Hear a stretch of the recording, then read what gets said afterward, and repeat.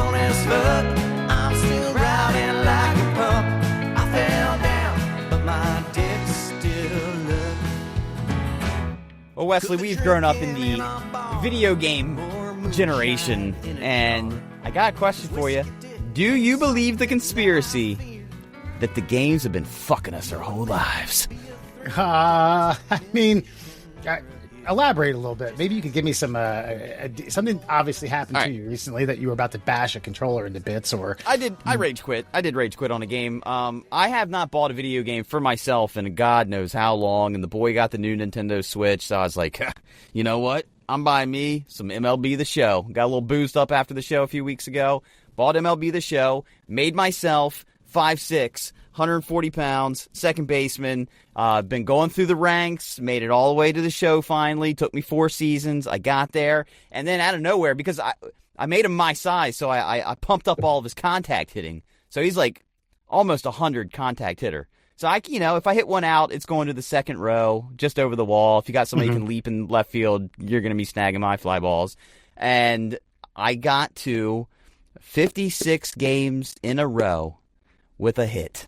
Knocking on the door of DiMaggio's consecutive hit streak. Okay. Yeah. I'm right there. Jolton Joe's just waiting on the other side to fucking shiv me with a knife forged in the anals of fucking...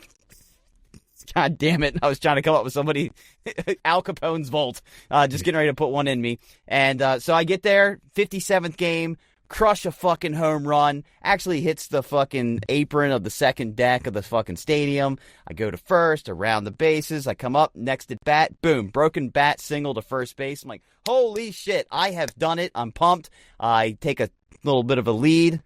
Pitcher tries to keep me on first. I dive back over. Andrew Murr has been taken out of the game due to a serious groin injury, limited to a minimum of 4 months out. And we are in, I believe, August at this point in my season. And so the wild card that I have led us to for the playoffs is it's all gone. It's just all up in smoke. 57th game, get the hit. My groin explodes due to an IED that's been implanted inside of it by the good folks over at PlayStation.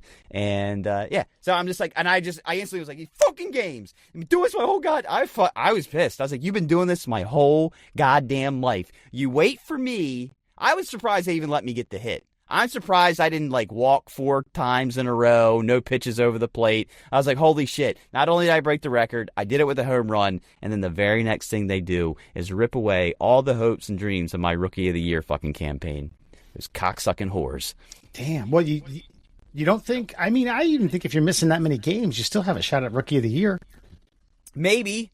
But I still want to go to the playoffs. I don't want my player out for literally what would be the remainder of all the playoff run. The playoff run. Because the only team in front of me is the Dodgers, and of course the Dodgers are fucking ridiculous. I think I'm 13 games over 500 and 130 games in, and the Dodgers are 15 games ahead of us. You know what I mean? So you're probably gonna have a meaningful series or 2 against them, Yes, 100%. But and the reason I bring it up, so, all right, you go back in time. I want to hear from a video game designer. I want to know from a legitimate video game designer, do you drop a gremlin code into every single video game, right before launch? All right, we got to add the old fuckaroo in here.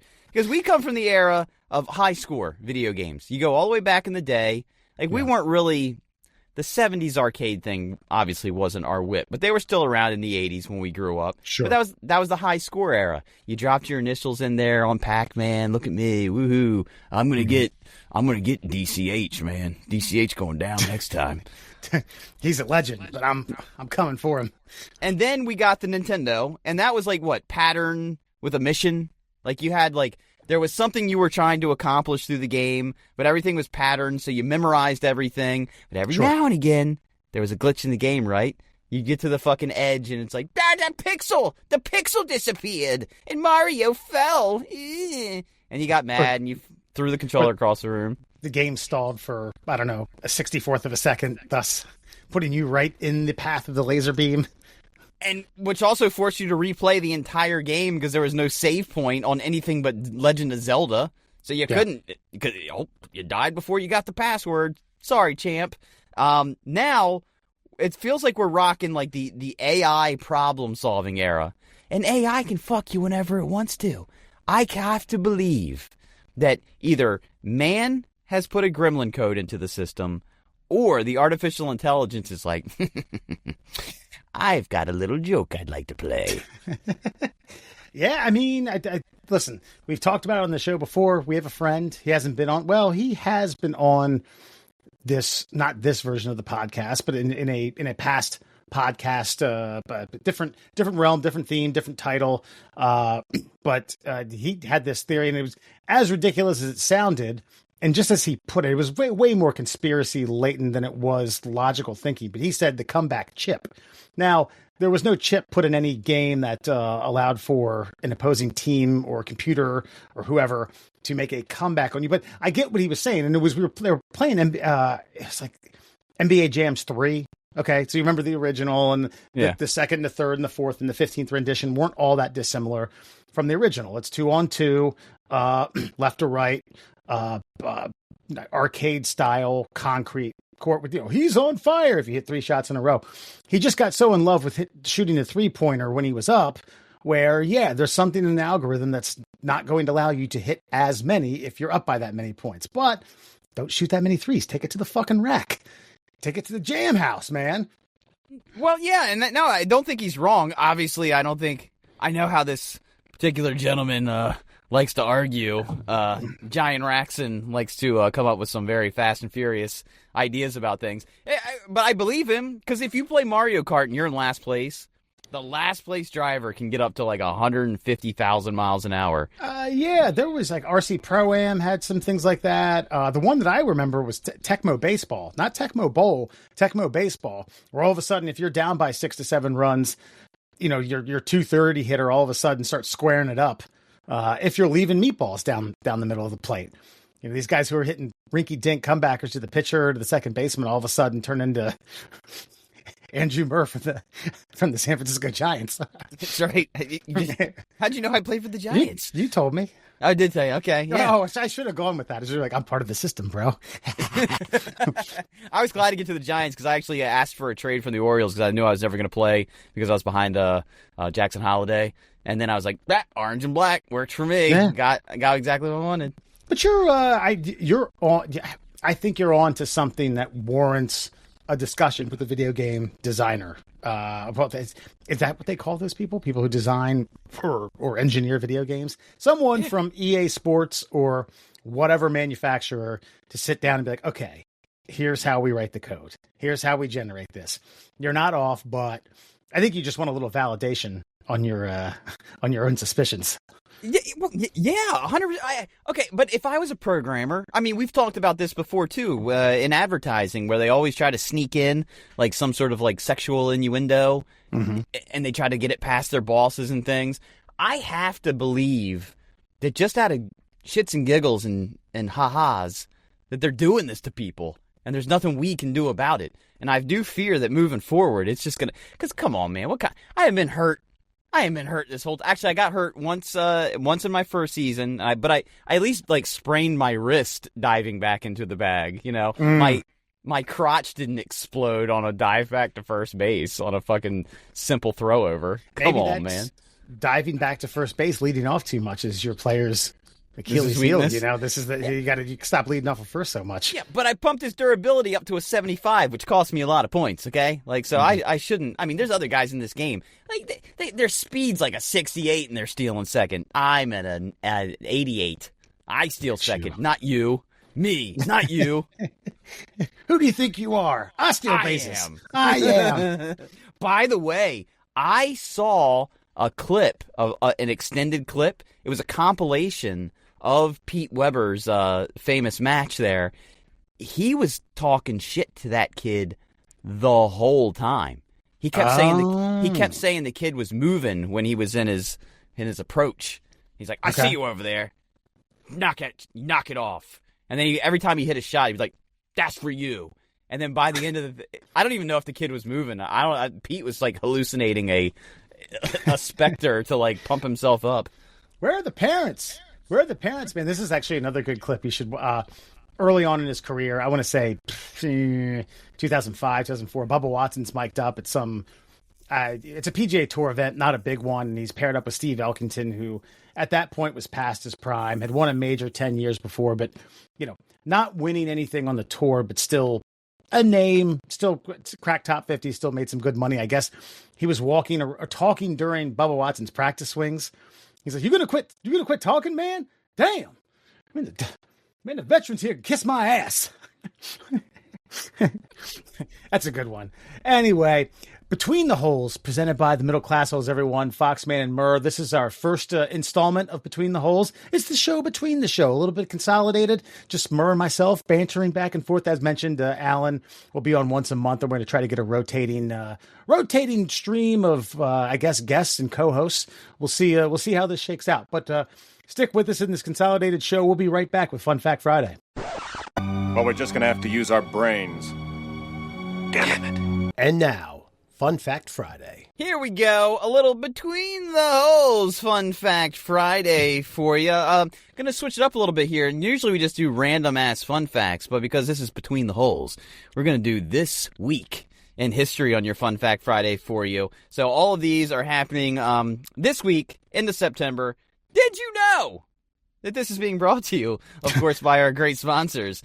Check out the Cuckster. You can find them on both TikTok and Instagram. It's Cuckster for Life. Cuckster for Life on both Instagram and TikTok. Now, has Cuckster heard about the controversy surrounding the Hawksters? Maybe premature passing. No, actually, the Cuckster was about to lay into this the engagement heard around the world of old Taylor and Mr. Kelsey, but I guess good news doesn't travel fast apparently because the Cuckster didn't hear about it. Oh yeah, no. Apparently, maybe during one of the surgeries, they might have hit the nerve, like severed the nerve that controls breathing, which so it'd be malpractice and not just Hawkster being up and down too quick after surgeries and such. Because they were like trying to, yep, Hawk, he pushed himself too hard. It's like, no, I think he severed a nerve. Nap. The only nerve that got severed was the nerve to get moving. The nerve on that guy. Did they discover this in a autopsy or? It's still pending. There's still stuff. Apparently, there's just more to the story. The paramedics noticed something about his breathing, and that wouldn't have anything. Technically, shouldn't have anything to do with the surgery unless there was a mishap. So they got to go back and look at the records. But what are the Cuckster's thoughts on the engagement heard around the world? Well, the Cuckster, misery loves company, and the Cuckster's obviously very jealous, but also very envious, but would like to send a warm congratulations to the soon-to-be newlywed, superpower, magnificent, creative couple, however you want to describe them. He has some words of encouragement on how to lead a successful marriage in 2025. Well, if anybody's got the best advice in that department, it's obviously the Cuckster himself. Cuckster. Yeah. I got to say, too, Travis Kelce gave the best answer about how he was the one that landed her finally, and because she said, how did you even know how to do all this? And he goes, "Babe, you've been singing about how to date you for the last 20 years. I just listened." It's like, holy shit, dude. I mean, prophetic words from a big old dunce himself. So wow. Well done, Travis. I mean, he's worth $1.5 billion, by the way. Yeah. Wow. Yeah. Well, I mean, it's the age of it.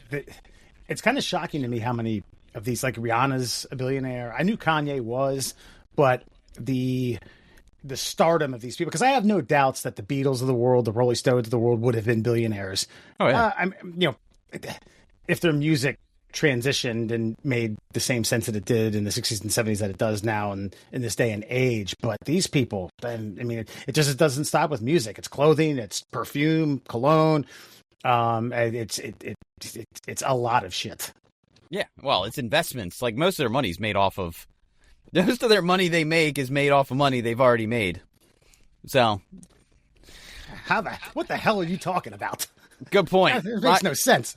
It doesn't. But let's expand our minds in things that we can understand. Let's get to your first fun fact. This day in history, did you know?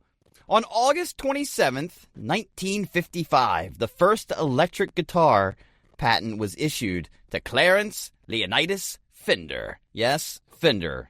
The music that changed the world came from Fender electric guitars. Fucking A, man. Fucking, and then rock and roll went true to roof.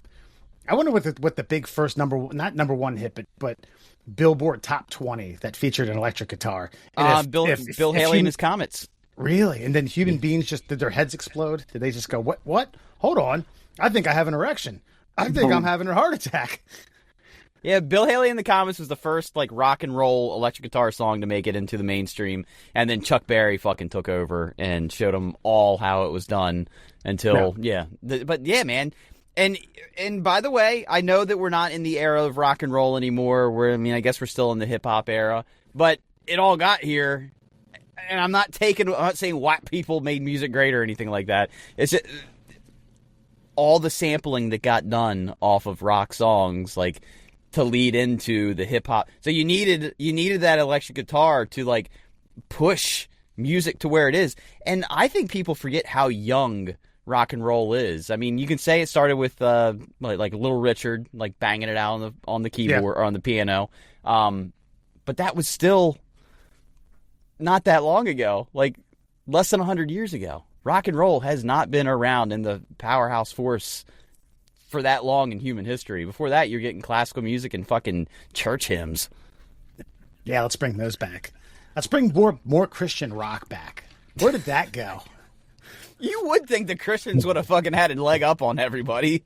I know. Hey, they I don't know when the last time you've been to a Sunday sermon, but some of these new ones are like, it's a goddamn 16-piece orchestra. They got percussions, they got bass, they have, long-haired fucking hippies jamming out for the love of God. Dude, but they have the lamest lyrics. If you want to hear how to do Christian rock right, and I know this is going to blow some people's minds, The Killers. Wow. Okay. The Killers, he is Brandon Flowers is a devout Mormon, which still doesn't really cross the line into Christian music, technically. Well, you can think what you want about the Mormons, but all of his songs are, like, all the hit songs are, like, ethereal God-based in some capacity. Yeah. Interesting. Give him a go. Yeah. Take bite a piece of that apple. Yeah. Christianity. It's good shit. Come on. It's good. This guy's going to be in the Rock and Roll Hall of Fame very soon. Guaranteed. Let's keep going. By the way, hold on real quick. Was it a Fender that Wayne sought out in Wayne's World? And he's like, I pay cash. Oh, yeah. Absolutely. Yeah, I thought so. The white Fender. Yeah. And there's a little caveat to that, because you know how he keeps picking it up and it's like that's where the whole No Stairway comes from? Yeah. They could not afford to, because you had to buy the rights to the music just to play the first notes. Mm-hmm. So in the movie theatrical release, it's not even Stairway to Heaven that he's playing. And they said, no Stairway. It wasn't until the movie was successful that they were able to purchase the rights to put Led Zeppelin on the DVD. Put that in after the fact. Interesting. Yeah. Didn't know that. Yeah. Didn't know that. There you go. Should have worn my Wayne stock TV t-shirt. Sorry, TV. Well, that was Wayne's World 2. So, yeah, which is where Wayne stock's from. Yeah, it's I from know, 2. but he buys the Fender. Oh, in 1. Got in it. the first one. All right. Come on, that's where he got all his money to start with. God, fucking doesn't even know his history. Did you know? On August 24th, 1932, Amelia Earhart became the first woman to fly solo across the Atlantic. Such a trailblazer. But she also became the last woman to not cross the Pacific. I remember Amelia Earhart being a big piece of history lessons in late elementary school. Like, all right, the next week is going to be Amelia Earhart appreciation. Now, I don't know if they obviously couldn't have been this week because it was August, but they really hit home the old lady, trying to do something no one had ever done before. Yeah, and this comes back. I know we had the whole Shroud of Turin talk a few weeks ago, but there are several underwater anomalies that they believe could be her, or at least like remnants of her plane. Mm-hmm. But yet again, they're like, well, I mean, it's probably not. Like the absolute refusal to go look. It's like it's right there. Just Yeah. You have people chomping at the bit to go see the Titanic. yeah. I mean, like, I get it. It's a lot larger, and it's a much more distinguishable, I guess, ocean ornament, if you will. But guys, if you have the money and the resources, give that a whirl. Wouldn't that be awesome? Pick some of that up. Well, Minnie, I mean, we see it all the time with all these asshole billionaires doing just like random acts of nonsense. Just convince them that this is the site and say, "Can you fund this? Let's go." It's like fun. It's like a vacation weekend for billionaires. Just go check out all the sites. We should be. I don't know. I mean, what does it? Okay, if we find it, what does that mean? I guess there's no more mystery as to where she, where her plane crashed, because that was the whole thing. We don't know. It could be here. It could be here. We theorize it's here. It might be around here. Kind of a 20-mile radius ish, maybe 40. 60. What's fucked up is there's and think about how rare video was back then. She's taken off. I don't know. I think she's like somewhere down near like Fiji or something like that. I can't remember. But and as she's taken off in this video, you can actually see like something get knocked off her plane. Oh, wow. Yeah. And so again, that would be the only video taken of that, and they're pretty sure that's why she got like thrown off course. She couldn't radio in. Damn, I did not know that. Yeah. And I think it's similar to Christian rock. There is a song based upon her. Something like, I think the ending of the chorus is Amelia Earhart, I Love You. They made us sing that in school. That's how I remember. Give the lady some credit, right? Like you were talking about a time where there were no lady daredevils, and this is like what did she do to earn her stripes? I forget. I'll be honest with you. Oh, she crossed the Atlantic, yeah. Okay, and she was becoming the first woman to successfully cross the Pacific. She was a banger pilot, dude. Like, that was it. And it was in an era where women weren't doing those things, and so she was doing things the men didn't have, like, the willpower to pull off, and then she did. Let's be honest. She was a wrench turning lady. You know what I'm saying? Yeah, oh yeah. Should fucking few grease stains across the cheeks. What the fuck do you want? Dude, one of the boys. You know what I mean? Understood. And finally, did you know on August 25th, 1989, Voyager 2 flew past Neptune, giving us our first close up of the planet's rings and its moons. And keep in mind, it had just passed Uranus, okay? And it was just getting into the rings of Neptune. That's wild. And that's still going, right?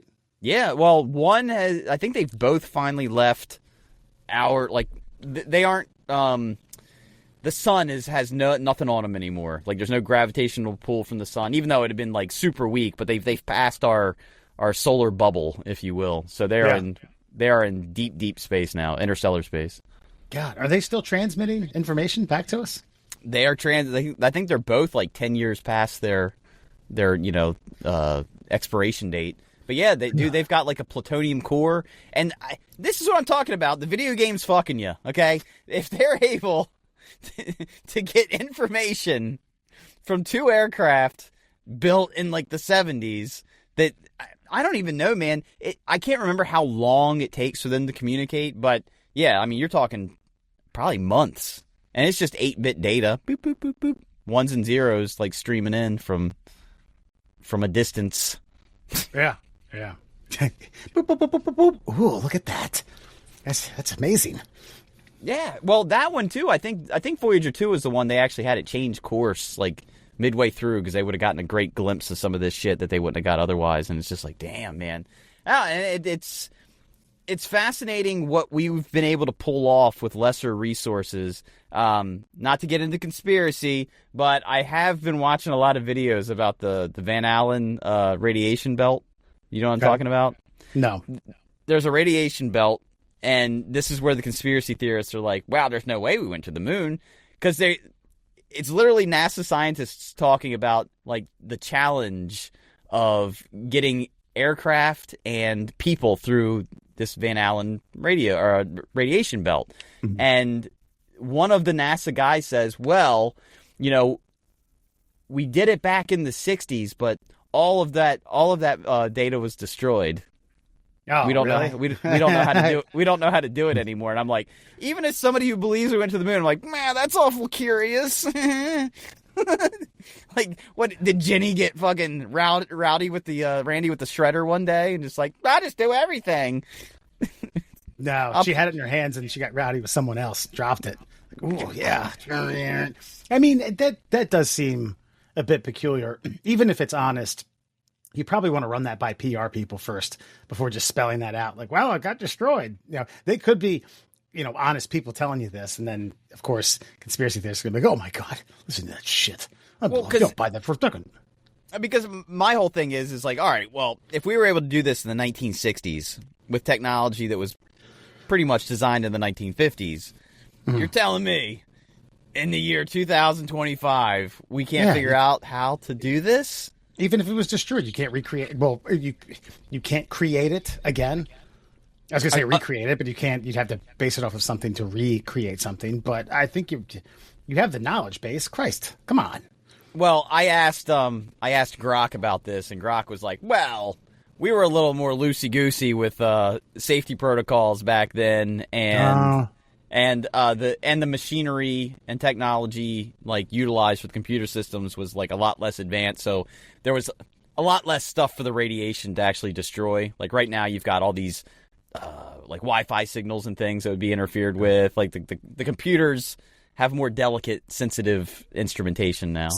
See, that makes more sense to say, yes, we can recreate it, but we have to do it in such a way that it protects these advanced vessels that we're using to shoot past it, whereas we weren't doing that back then. And yeah, the safety protocols, obviously, everything has a policy and a procedure now. I'm sure they were like, yeah, just get them up there, But still, but then I would also call bullshit on that only because if we could, you're telling me that we can't create the same rust box that we sent these fuckers up in, 70 years ago. We could do that. But then couldn't we outfit like the rest of it with like more modern stuff? So the outside shell is, like, I don't know, like the General Lee, like a fucking Dodge Charger. But the inside is a Rolls Royce. So just, put the Charger on the outside, build the Charger, but then retrofit it with like new stuff. Yeah, I guess it'd be kind of, this might be a bit apples to pears, but I'm thinking about recreating old silent films. Can you get your hands on a camera and film that's able to do that? Because no, you could just recreate that. Yeah, there are software filters that you can do to replicate it, but you can tell. Yeah, it's you can obviously see with the naked eye. So again, I'd had to think that you can get yourself some rolling film and do something similar, but whether or not you have that type of rusty ass camera from the 1910s or something, I don't know. The thing is, though, it wasn't rusty back then, and maybe we're just watching it now after it's degraded a little bit. But it was like I was telling you when I saw the trailer for Happy Gilmore 2, which, by the way, I still haven't watched, because I watched Happy Gilmore, and it was obviously shot on film. It's not HD. It's not crystal clear. There's just something kind of rustic about it. And then when you digitize and you can see the pores on Adam Sandler's face, it just kind of takes away from the mystique of like what it is. Like this picture, the clarity of this picture does not match the content of this film. Therefore, I'm thrown off. That's a good point. Yeah, and I watched half of it. I won't ruin it. I won't give you any teasers or anything like that, but you're 100% right on. I felt the same way. Seeing it, shot in 4K, displayed on 1080 for my television. Same thing. I was just like, man, it just looks too sharp. Yeah, it's too clear. Yeah, this is too good for me. Why are you doing this? I kind of liked it. I kind of liked it when it was low budget bullshit. Yeah, I'm a beard mustard guy. Not this shit. This is caviar. I don't need him fighting an AI alligator. Give me that goddamn blown up stuff bag. Yes. You know what? There's this movie. I haven't watched it yet, but it finally came out on something that I have a streaming subscription to. It's called like Sisu, and it's made by the people who do John Wick. And it's this, like, I don't know, this Nordic guy and he finds gold, and the Nazis like steal his gold, so he's going to go on like this John Wick mission to kill all the Nazis. And this guy at work was like, I was like, dude, you'll probably love this movie. He's like, let me ask you though, is the blood CGI or is it like, Hershey syrup shooting out their necks? I was like, I'm pretty sure it's probably CGI. He's like, nah. He's like, man, give me grape jelly and a fucking, air hose any day of the week. I don't know. I was like, but I get it. I get it. It's like when you go back and you watch the Friday the 13th movies, like, it's just gallons and gallons of fucking fruit punch high C pouring out of people, and it just feels different. Yeah. There's a lot about those movies that even like the music that was probably used in 1,000 other Thrasher films. The door creaks open. Oh, dude, even the fucking mask. The guy, they went down to the Halloween store and bought a William Shatner fucking Captain Kirk mask and just like ripped the eyebrows off of it and singed it with a lighter for 10 minutes. And they're like, all right, it's good. And then in the later films, all they did was just muddy it up a little bit more. Yeah, Jason's been through a lot. He's been down at the bottom of Crystal Lake for another couple of years. Well, no, I'm talking Michael Myers. Okay, we're mixing. Oh, my apologies. We're mixing bags here, but that, my friends, is your Fun Fact Friday. All right, stick around. We have a Middle Classholes Badass of the Month coming out of the great state of Ohio. I think that's called the Buckeye State. For those of you in Ohio, we'll be back with more Between the Holes, presented by the Middle Classholes. Let's take a quick second to thank another one of our sponsors here at the Middle Classholes, and that is Flat Earth Science Advocates for Truth on Facebook. Do you work at a gas station? Did your brother once meet a guy on a bus who told him all sorts of random factoids that he read in a coloring book one day while he was sitting in line at the methadone clinic? Well, we have got the scientific website for you, Flat Earth Science Advocates for Truth. Learn about the firmament, the ice wall, the hole at the North Pole, and find out why every scientist that has ever existed in the history of the modern world and the ancient world has been wrong about everything they have ever studied in their entire lives, all while holding an IQ 2 to 3 times more than yours. Flat Earth Science Advocates for Truth on Facebook. And welcome back to the Middle Classholes, Between the Holes, Foxman and Murr. Tonight on Before You Go, we present to you Middle Classholes Badass of the Month for the month of August 2025, coming out of the state of Ohio. An Ohio dealership repossesses her car, to get here, we'll find out the name here in a little bit, out of Lima, Ohio, repossesses her car, so she took their name and then sued. So after a woman's vehicle was repossessed by a dealership in Lima, she decided to take a unique form of retribution. Tia McCreary purchased the vehicle from Taylor Kia of Lima in 2024. She signed the paperwork with her finance manager, which included an agreement to settle legal disputes through arbitration, according to court documents. So she applied for financing through Global Lending Services, et cetera, et cetera. McCleary left the dealership with the 2022 Kia K5 because, let's see here, not sufficient loan. Damn it, sorry, I got a pop-up. Damn you! Murr, you sending me this bullshit. It's the local NBC affiliate, okay? That's their fault. I was trying to read through it, too. Later determined that her income information was not sufficient to complete the loan according to her documents because she no longer had financing. In March, the dealership repossessed the car. So she was exploring legal options. She noticed that the name Taylor Kia of Lima was no longer registered with the Ohio Security State Office because Taylor Cadillac did not submit a renewal application according to the documents.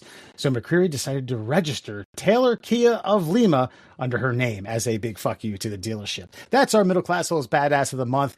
I got to tell you, this is the little man getting back at Big Kia. Damn right. Insufficient funds, insufficient name, motherfucker. Yeah. I mean, dude, and you know what the price of getting your name back is?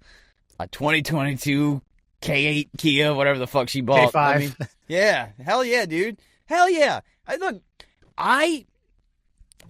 I deliver mail for a living. I know. It just, dude, he sounded like Will Ferrell in Saturday Night Live. I drive a Dodge Stratus. Yeah. I think it was it a Stratus or a Ford Taurus? A Taurus, right? Yeah, I think so. I gotta remember. It sounded about right though. Now, look, I deliver mail to business mailboxes. There are some businesses whose secretaries, I don't know how often they leave their desk because their mailboxes are pretty full. Yeah. I'm willing to bet that most small to mid-level businesses are lapsing on their renewals of a lot of things because those notifications have not been read yet. And most of us, why would we give a shit about your local Kia dealership's like registered business name or their URL or any of those things unless it's on auto renew? There might be a business opportunity to like basically blackmail pretty much every mom and pop local car dealership across the nation probably twice a year, every year. Yeah. Who is this, you? No, I'm just saying, like, I know who checks their mail, and my point is if you're not checking your mail, there's a strong chance you're not taking care of other things, too. Yes. And a lot of these are, like, doctors, like, if you get a notice from your doctor's office that you haven't paid your bill yet, first question I would say on the phone, have you checked your mail? I mean, I've had to pull all the mail out of a mailbox before for doctor's offices, and we're talking months. And I guarantee there's checks in a lot of those envelopes. I'm just saying, like, you got to remember, if you think about all the coworkers you have that suck at their jobs, and there's a company that's hired this person to work their desk and take care of like these little things so that they can do the things that make money for the company, and you're just falling behind on paperwork. Oh, man, you could definitely fleece all these places if you just got your nose to the grindstone. I was going to say this is probably calling all dealerships. If you haven't, here's an example of how you can get fucked over if you haven't done so already. But my point to this is, and why I have elected her as the Middle Classholes Badass of the month for August 2025 is, how often have you been in a position where you've been fucked over and you've thought about taking matters into your own hands, a little retribution, okay? And then you have an idea, but the idea is either just long-winded, not feasible, or you don't have the time and money. I admire this person's integrity and steadfastness into figuring out that this happened and following through with it and getting back at the man. That's because it doesn't happen that often. It rarely happens. I've had, me, all right, I'm not trying to toot my own horn, but like I've had some pretty good ideas throughout my life that I've never taken the initiative on. And had I, even with my half-assed bad ideas, I mean, come on, flow cakes is a great idea, but we've never pushed the issue for real. We've just talked about it a lot for fucking 25, 30 years now. Yeah. But if we had, I guarantee we could get some cereal in a box. Would it sell? I don't know. But we could make the product, and we could get a box off the shelf. We could claim we made a losing profit off of someone bought flow cakes. 100%. My point is, though, it's a hassle. But, man, when you get that good old-fashioned just spite in your heart, and you have it to take vengeance and retribution out on somebody, that is the greatest motivator of all time. And very few of us ever grab that fucking horse by the reins and say, yeah, and ride it to the fucking finish line. And this lady, motherfuckers. And this lady did. And that honestly gives me a lot of joy. And I'd love to be a fly on the wall for that conversation. The beautiful part about the era that we live in now, if you make a series of TikTok videos tracking your progress across this fucking scorched earth plot that you have placed upon the world, not only are you going to get your jollies out of like fucking over a car dealership, you're probably going to make some money off of the viral clips that you're going to present to the world, because I'd be invested. I'm following you. I'm liking you. I'm checking out your pinned videos every day until we find out what happens. And you're going to get the court of public opinion on your side. It's not just going to be you and your family and your close friends rah-rahing with you at the courthouse when this appeal fucking goes through, which it did. I think they're still in a little bit of a appeal limbo. A couple judges did say, fuck you to the dealership. It is what it is. She did what she had to do. And I haven't really read if there is a definitive settlement, but right now she has the upper hand. But in the day and age that we live in with social media, you're absolutely right, man. Fucking thousands of likes, thousands of followers. People say, keep up the good work. Keep fighting the good fight. I'm with you in fucking Bakersfield, California. Bakersfield is with you. Every Springfield in the country's got your back. Yeah. A Buckeye here from Oregon. Hell yeah. And let this be a lesson to every business out there. When the question is asked, can we work something out? Maybe say, yeah, maybe we can. maybe quit fucking lubing up your fist with a sandpaper condom and trying to squeeze every dime you can out of that person's wallet, assholes. Oh, that's such a great visual. Thank you. So there you have it, the Middle Classholes Badass of the Month. We're going to get to a couple of listener comments, which we are going to... I am making the executive decision to keep Between the Holes to a listener's comment segment. This one coming from a Premier League Pajamas... my cozy daytime ritual. This is where I just spoke about watching English Premier League on Saturday mornings with a cup of coffee. Is one of my great joys in life. I talked about it as the Premier League. Said I've been watching for 10 to 15 years. And Andrew Warnock 9146. This is from TikTok, by the way. Says he calls me Blub. I don't know if that's not Bud. Blub. Wait, sorry. Actually, that was sorry. I'm reading this incorrectly. That was a response to Gabe Howard, 9407, writes, 10 to 15 years, you should know how to pronounce Premier, then it's Premier. Premier. The Premier League. You know what this guy's Come doing? on. No, this is what I think's happened. You do realize that there's Shannon Sharps in other necks of the world, right? That have like lisps, maybe speech impediments. I have a feeling this guy's listening to some British talking head on some sports channel from the BBC. Sky. Who's saying, the Premier League. Premier. And this guy is like, that's how you say it. Old Johnny McGillicuddy over there, he's got it right. Wes Fox, boo to you, sir. Boo to you, Blub. He's been correcting Americans for fucking 10 to 15 years. Oh, excuse me. It's Premier. Shut the fuck up, Gabe Howard, 9407. One of the funniest things you can ever see, by the way, China has this thing. It's like, I can't remember what it's called, like Roads and Bridges program thing. And there's a lot of Chinese now, apparently, in like South American countries, like setting up shop, and they've learned Spanish. Now, of course, in America, you can't do an Asian accent, whatever. Mm-hmm. Now, imagine that same Chinese accent mixed with Spanish. Wow. Hilarity ensues, my friend. I was going to say, I don't think I can imagine. I think I just have to listen to that. Yeah, we got to find that. I'd make a whole channel of that, man. I said, I have a cousin who was, and I don't know if she is anymore, but was friends with, in her world, in her wording, not mine, a gay Asian guy who spoke, the Asian accent that we all make fun of. I was like, I got to meet him. I got to meet him. I think I contain myself. Oh my gosh. So like the flamboyant, stereotypical lisp mixed with no R's and all L's. Yes. Oh my God. I asked for clarity and she confirmed on all fronts. I said, God, I got to meet him. I got to have a beer with him. I want to do it so bad, but I just want to get through this episode. No.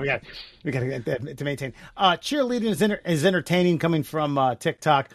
Brooks writes, basically for context, this is where we talked about the Minnesota Vikings having male cheerleaders. Thus, basically saying it's not a big deal. The people that are making a big hubbub about it are assholes and dickheads anyway. Brooks writes, the people that do care is who I'm worried about. I know what they mean.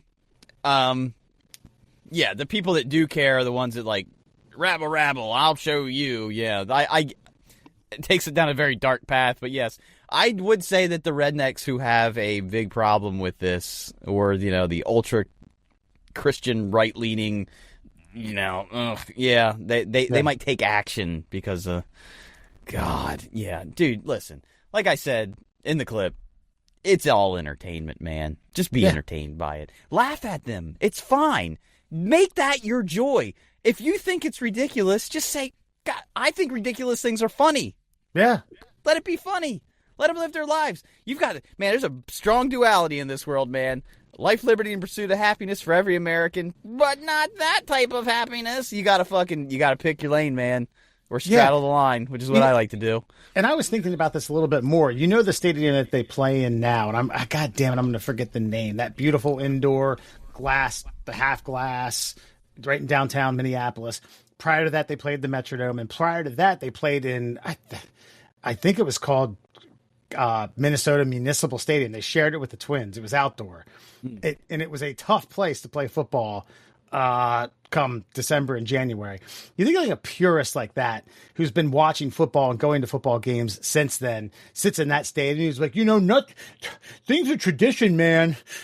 Things aren't supposed to change. Like, motherfucker, you're sitting in a $1 billion stadium in your tank top in January.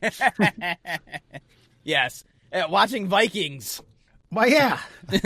From Norway take on fucking what do you assembly line workers from Minnesota or from Green Bay. Yeah. Jesus Christ. Yeah, calm down, folks. Yeah, calm that stadium down. is beautiful, by the way. And by the way, and this is one point I don't know if I made or not, but like there are gay football fans. Maybe they get to have cheerleaders too. How's that? Is that a fair point to make? Absolutely. I think it's Ballard, but if the O is a zero, Ballard writes, Backstreet Boys did not pop their backs out like those cheerleaders. All right. And that should tell you the talent level of your gay American cheerleader. Hey, look, man, if you're going to do it right. That's right. We have a little ways to go. So that is the listener comments for the week. We'll have more for you in 2 weeks on the next installment of Between the Holes, presented by the Middle Classholes. Foxman and Murr saying good night to you. We will leave you with This Week in Class Holes history taking place around this time, end of August in 2020, where Murr explains to us that Ted Turner is a great American hero. Not only the owner of the Atlanta Braves, or the former owner of the Atlanta Braves, as well as WCW and TBS and TNT, the Superstation, but a sailor and a playboy of sorts. A banger of a banger, man. Fucking, what was her name, man? What is her name? Jane Fonda. Yeah. Oh, wow. Yeah. That's good. I'd sail the seas for that. Damn right. That's it. We will see you next week with another installment of the Middle Class Holes. So until then, take her easy, folks. Were you aware that Ted Turner was such a bad motherfucker? Politics aside, were you guys aware of how amazing a human being the thriving Ted Turner really is? I didn't know about the America's Cup. Were you guys aware of that? Oh, wait. Sailing thing? So I just want to point out that he asked us a question and then started answering. He didn't want to know if we knew that he was a bad motherfucker. If we actually knew, yep. He just wanted to let me tell you about this. All right, go ahead. The America's Cup. That is the sailboat race. Is that right? Yeah. Yes, that's the sailboat race. Right. Were you aware that Ted Turner was basically tapped on the shoulder and begged by the United States of America to go out and lead his yacht courageous to victory over the fucking Australians to win our fucking cup back? Were you guys aware of that little factoid? Nope. No, what year? 1977. Damn. Grayson, Yeah. he's no spring chicken, and even then he was probably in his early 40s. Yes.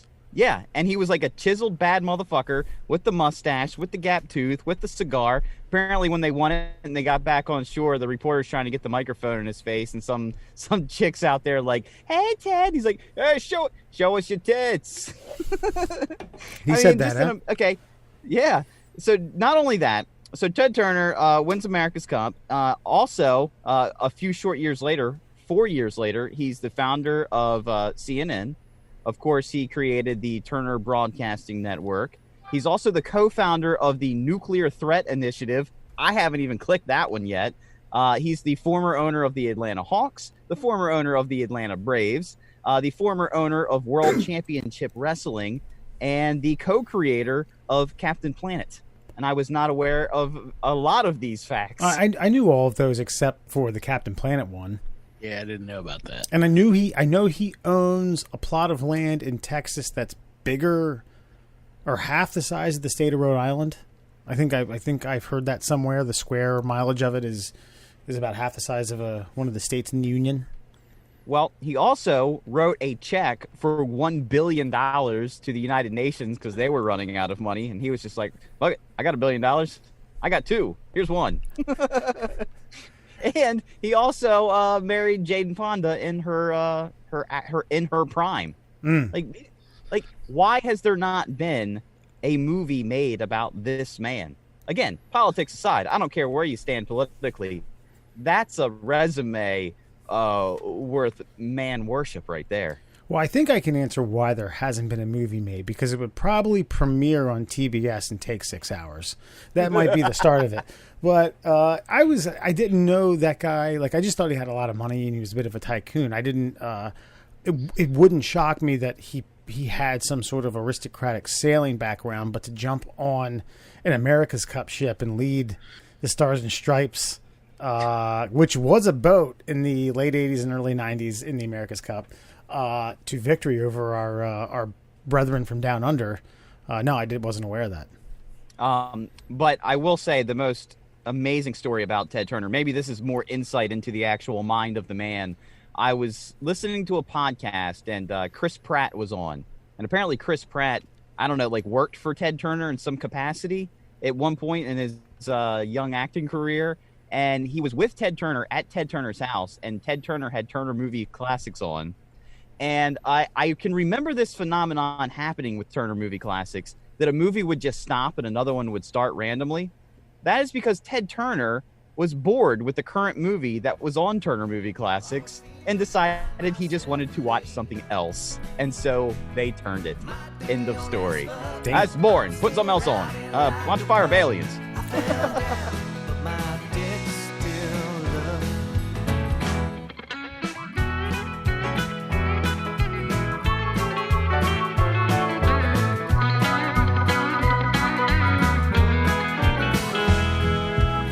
Well, sometimes I may need a hand when I'm just too drunk to stand.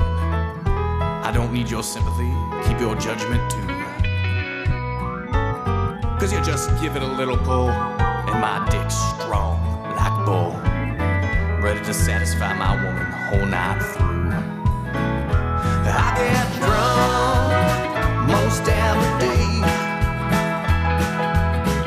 Everyone knows Scooter is a gay. Might be on his fuck, I'm still riding like a pup. I fell down, but my dick still up. I fell down, but my dick still up. I fell down, but my dick still up.